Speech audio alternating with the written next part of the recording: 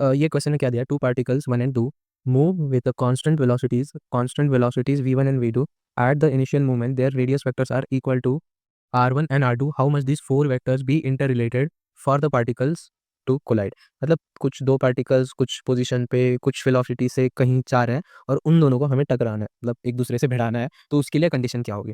तो समझ लो ये कोई पार्टिकल है 1, ये कोई पार्टिकल है 2, इसका रेडियस वेक्टर है r1, मतलब डिस्टेंस वेक्टर है r1, इसका डिस्टेंस वेक्टर है r2। फिर इसका कुछ वेलोसिटी वेक्टर होगा, कुछ हो किसी भी डायरेक्शन में हो, उसे हम बोलते हैं v1, और इसका होगा v2 वेक्टर। अब हम एक कुत्ते बिल्ली का एग्जांपल ले लेते हैं। ये है कुत्ता और ये है बिल्ली। तो मैं बोल रहा हूँ तुम्हें, बिल्ली इधर भाग रही है, कुत्ता इधर भाग रहा है, और कुत्ता बिल्ली को पकड़ लेगा। कुत्ता बिल्ली, इंग्लिश पे मत जाओ, कॉन्सेप्ट पे जाओ। कुत्ता बिल्ली को पकड़ लेगा, तो ये सरासर गलत है। तुम्हें पता है अगर बिल्ली इधर भाग रही है तो कुत्ते को हर वक्त बिल्ली की तरफ भागना पड़ेगा।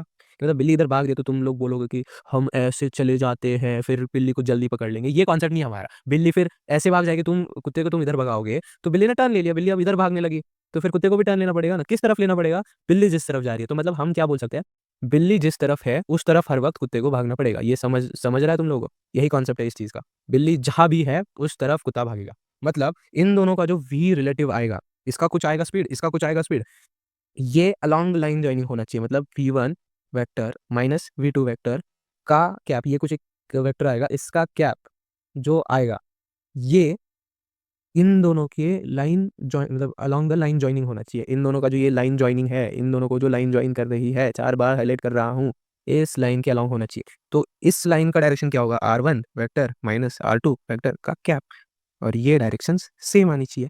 इतना सा कॉन्सेप्ट था, सिर्फ समझना था।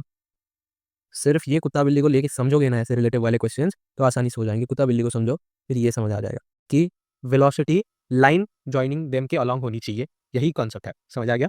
Thank you, Radhe Radhe.